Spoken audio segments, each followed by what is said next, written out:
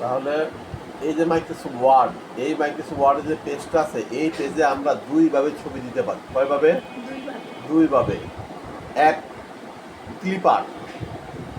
Clip art মানে হচ্ছে কম্পিউটারের ভেতরে যে সেভ, সফটওয়্যারের ভেতরে যে সেভকৃত বা কার্টুন যেতে যে ছবিগুলো আছে, সেগুলো যদি আমরা কম্পিউটারের এই মাইক্রোসফট ওয়ার্ডের পেজের মধ্যে দিতে চাই, সেক্ষেত্রে ক্লিপ আর্টে দিতে হবে। আর পিকচার, কম্পিউটারের ভিতরে তোমার নিজস্ব যে সেভকৃত ছবি আছে, সেগুলো দেওয়ার চাইলে পিকচারে যেতে হবে। তাহলে কীভাবে দেবো আমরা? এই জন্য আমাকে ইনসার্ট মেনুতে ক্লিক করতে হবে। ইনসার্ট মেনুতে ক্লিক করার পরে এখানে লেখা আছে ক্লিপ আর্ট এবং লেখা আছে পিকচার। এই যে লেখা আছে ক্লিপ আর্ট, এই যে লেখা আছে পিকচার। তো প্রথমত আমাকে ক্লিপ আর্টে ক্লিক করতে হবে। এই ক্লিপ আর্টে ক্লিক করার ফলে এই ডান পাশে একটা বক্স আসবে। আসছে? এখানে কোনো ছবি আছে? নাই। এখানে ছবি তখনই আসবে যখন তুমি এই উপরে গো লেখায় ক্লিক করবা। এই জন্য বলা হয়েছে insert click, clip art click, go click. এই গো লেখায় চাপ ক্লিক করার সাথে সাথে এখানে তোমার ছবিগুলো চলে আসবে। এখানে ছবিগুলো আসার ফলে এখান থেকে তোমার যে ছবিটা প্রয়োজন পড়ে, এখানে অনেক ধরনের ক্লিপ আর্টের ছবি থাকবে, মানে কার্টুন জাতীয় বা অঙ্কন জাতীয় ছবি থাকবে। এখান থেকে তোমার যে ছবিটা পছন্দ, সেই ছবিতে ক্লিক করার সাথে সাথে এই যে যে পেজ, এই পেজের মধ্যে যেখানে কার্সরটা আছে, সেই জায়গায় তোমার ছবিটা চলে আসবে। তাহলে আমি একটা ছবিতে ক্লিক করলাম যেটা তোমার পছন্দ হয়। আসার ফলে এই যে পিক্সেল যে ক্লিপ আর্টের যে বক্সটা আছে, এই যে ডান পাশে এই বক্সটাকে আমি বাতিল করবো কীভাবে? এই ক্রসে কেটে দিয়ে, মানে ক্লোজ চিহ্ন। এই ক্রস মানে হচ্ছে ক্লোজ। এখানে ক্লিক করলে ওটা চলে যাবে। এখন তুমি বলো, এই যে ছবিটা আসছে, আসার পরে আমার এই মাইক্রোসফট ওয়ার্ডের পেজের যে লেখাগুলো আছে, এই লেখার মধ্যে কোনো পরিবর্তন হয়েছে কি হয় নাই? কি পরিবর্তন হয়েছে? লেখাটা দুইটা ভাগ হয়ে গেছে। এই জন্য তোমাকে কিছু ফরজ কাজ করতে হবে। কি কাজ করতে হবে? ফরজ কাজ। সেই কাজটা হচ্ছে যে পিকচারটা তোমার কথা এখন শুনবে না, তুমি টানলেও পিকচারটা তোমার কথা শুনতেছে না। এই পিকচারটা তখনই তোমার কথা শুনবে, পিকচারটা তখনই তোমার কথা শুনবে যখন তুমি ফরজ কাজটা করবা। আর এই ফরজ কাজটা কীভাবে করতে হয়, তার আগে আমাকে তুমি বলো, পিকচারটা কি সিলেক্ট করা আছে না করা নাই? পিকচারটা কি সিলেক্ট করা আছে না করা নাই? নাই। কেমনে বুঝলাম করা নাই? পিকচারটা যে সিলেক্ট করা আছে কি করা নাই, আমি কিভাবে বুঝবো? এটা বোঝার উপায় কি? এটা বোঝার দুইটা উপায়। এক, মাইক্রোসফট ওয়ার্ডের সর্বশেষ মেনুর নাম হচ্ছে অ্যাড ইন। সর্বশেষ মেনুর নাম কি? Add in. অ্যাড ইনের পরে কোনো মেনু আছে? নাই। আর পিকচারটা যে তুমি নিয়ে আসছো, পিকচারে কি কোনো বক্স আছে? কোনো বক্স আছে চারদিকে? নাই। যখন তুমি পিকচারের মধ্যে ক্লিক করবা, পিকচারের চারদিকে একটা বক্স চলে আসছে এবং ওই যে উপরে সর্বশেষ মেনুর নাম ছিল অ্যাডিন। অ্যাডিনের পর আরেকটা নতুন মেনু চলে আসছে, সেই মেনুটার নাম হচ্ছে ফরম্যাট। সেই মেনুটার নাম কি? ফরম্যাট। এই ফরম্যাট মেনুটা আসলে তোমাকে বুঝতে হবে যে তোমার পিকচারটা সিলেক্ট করা আছে। তাহলে পিকচারটা যে সিলেক্ট করা আছে, এটা বোঝার দুইটা উপায়। কয়টা উপায়? কি কি? অ্যাড ইন মেনুর পরে নতুন একটা মেনু আসবে, তার নাম হচ্ছে ফরম্যাট। আর দ্বিতীয় উপায় কি? পিকচারের চারদিকে একটা বক্স আসবে।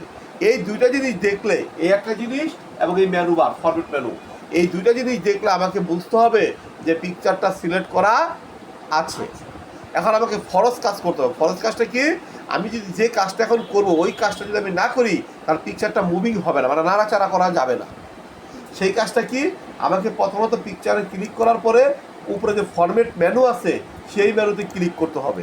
ফরম্যাট মেনুতে ক্লিক করার পরে সেই মেনুর ডান দিকে একটা কথা লেখা আছে, যার নাম হচ্ছে টেক্সট ওয়ার্পিং। কী লেখা আছে? Text warping. যেখানে একটা ছোট কুকুরের মতো দেখতে একটা ছবি দেওয়া আছে, আছে ছোট একটা কালো কুকুরের মতো দেওয়া আছে, যার নাম ইংরেজি নাম হচ্ছে টেক্সট ওয়ার্পিং। কিন্তু আমরা বোঝানোর ক্ষেত্রে এটাকে কুকুরের কথা বলি। কেন বলি? যাতে একটা স্টুডেন্টের মাথার মধ্যে মনে থাকে যে স্যার তো বলছে ফরম্যাটে ক্লিক করার পরে এই কুকুরের মতো ছবি দেওয়া আছে, যার নাম হলো টেক্সট ওয়ার্পিং, এখানে ক্লিক করতে হবে। এখানে ক্লিক করলে আরও অনেক কিছু লেখা আসবে, কিন্তু আমার মাঝখানে যে লেখাটা আছে in front of text, in front of text, front শব্দের অর্থ হচ্ছে উপরে, অফ টেক্সট মানে লেখার উপরে বা লেখার সামনে। এখানে ক্লিক করব। যখন আমি এখানে ক্লিক করব, তখন এই লেখাগুলো মানে মিশে যাবে, একসাথে এক হয়ে যাবে। এই যে এখন তুমি ছবিটা টান দাও, যেদিকে টান দিচ্ছ ছবিটা তখন সেদিকে যাচ্ছে। এমনকি কিবোর্ডে অ্যারো দিয়ে মুভিং করলেও সেটা বাম দিকে দিলে বাম দিকে, ডান দিকে দিলে ডান দিকে, সব দিকে যাচ্ছে। যে উপর দিকে দিলে উপর দিকে, নিচের দিকে দিলে নিচের দিকে, সব দিকে যাচ্ছে।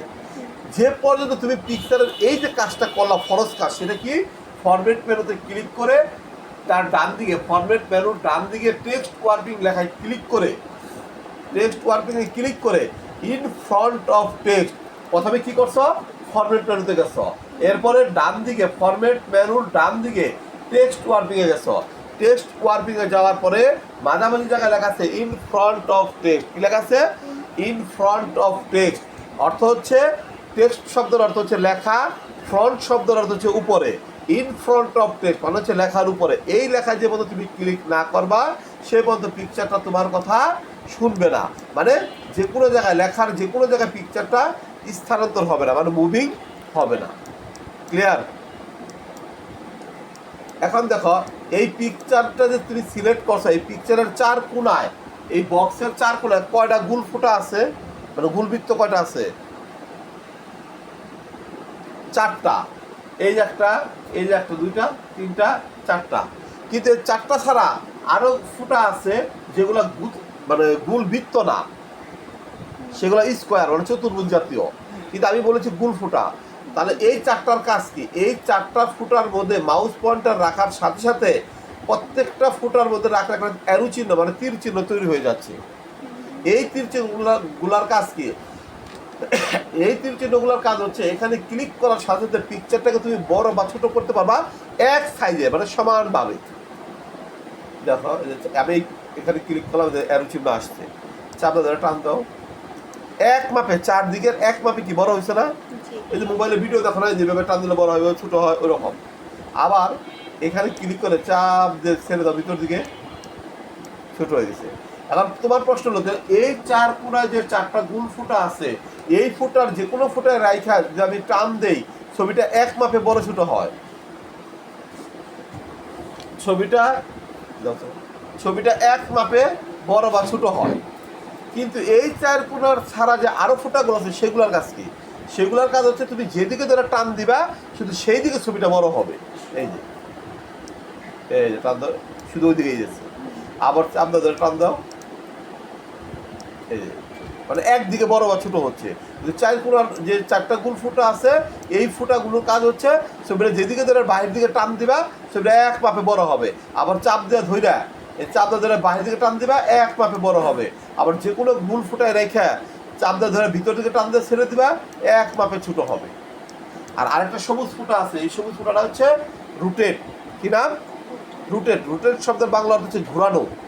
এই সবুজ ফুটার মধ্যে মাউস পয়েন্টার রাখো, রাইখা চাপ দাও ধরে এইদিকে ঘুরাও, এইদিকে ঘুরে, যেদিকে ঘুরাবে ছবিটা সেই দিকে ঘুরতেছে।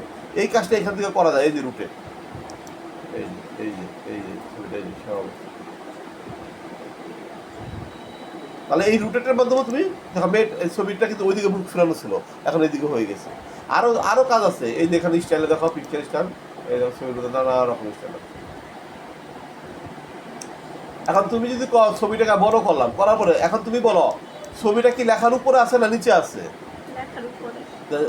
ছবিটা লেখার উপরে আছে। ছবিটা যেহেতু লেখার উপরে আছে, এখন তুমি ছবিটাকে লেখার নিচে দিতে চাও, পিছনে নিতে চাও, তখন কীভাবে নিবা? এই যে আবার সেই ফরম্যাট মেনুর ডান দিকে টেক্সট ওয়ার্পিংয়ে যাবে। এখানে মাঝখানে একটা কথা লাগছে বিহাইন্ড টেক্সট আছে। ইন ফ্রন্টের উপরে লেখা আছে বিহাইন্ড টেক্সট। বিহাইন্ড শব্দের অর্থ হচ্ছে পিছনে, টেক্সট মানে লেখা, মানে কি লেখার পিছনে। এই বিহাইন্ড টেক্সটে ক্লিক করার সাথে সাথে তোমার ছবিটা লেখার পিছনে চলে যাবে, তখন লেখাগুলো ছবির উপরে চলে আসবে আর ছবিটা লেখার পিছনে চলে যাবে। এই দেখো,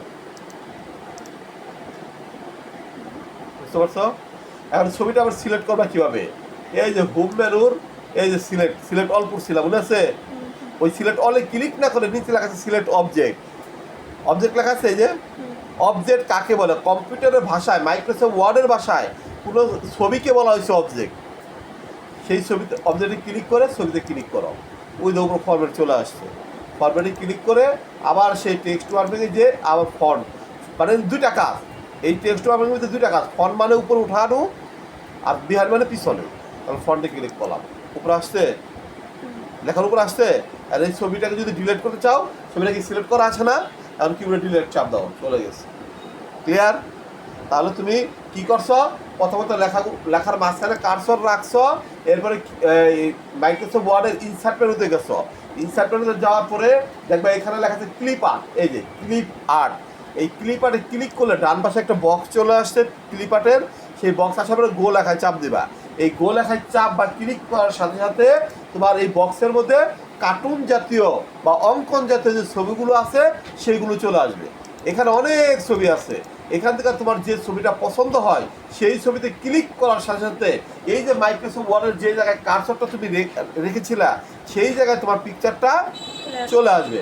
আসার পরে যেহেতু এই বক্সের আর কোনো কাজ নাই, তখন এই ক্লিপারের বক্সটাকে তোমার এই ক্রসের মাধ্যমে মানে ক্লোজের মাধ্যমে ক্লিক করে দিতে হবে। ক্রস মানে হচ্ছে ক্লোজ, চলে যাবে। এখন তোমাকে কি করতে হবে, ফরজ কাজ করতে হবে। সেই ফরজ কাজটা কি, ফরম্যাটে ক্লিক করা। আর ফরম্যাটটা কখন আসলো, পিকচারটা সিলেক্ট করা আছে বিদায় ফরম্যাটটা আসছে।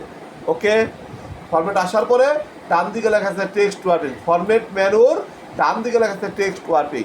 এখানে ক্লিক করে যে পর্যন্ত ইন ফ্রন্ট অফ টেক্সট এই কাজটা না করবা সেই পর্যন্ত পিকচার টান দিলেও তোমার কথা শুনবে না। তখন এই টেক্সট ওয়ার্পিং গিয়ে ইন ফ্রন্ট অফ টেক্সটে ক্লিক করে এখন ধর টানলেও সব হচ্ছে। ক্লিয়ার? যাও দেখো কাজটা।